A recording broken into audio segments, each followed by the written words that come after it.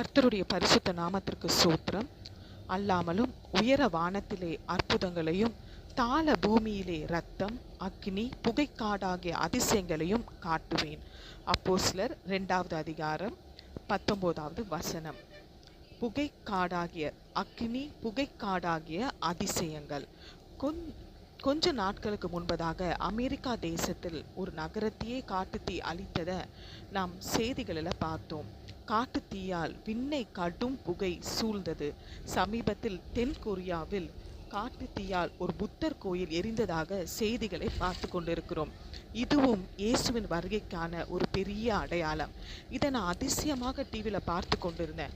கட்டிடங்கள் அவியாமல் எரிவதையும் அக்னியால் எரிந்து புகை மண்டலமான காட்சிகளும் ஒரு பெரிய அதிசயமாக இருந்தது. அக்னி புகைக்காடாகிய அதிசயம் இந்த வசனத்தில் குறிப்பிட்டது மாதிரியே நடந்து கொண்டிருக்கிறது. இயேசுவின் வருகையின் அடையாளம். இதை உணர்ந்து மனம் திரும்பி இயேசுவை சந்திக்க ஆயத்தமாகுவோம்.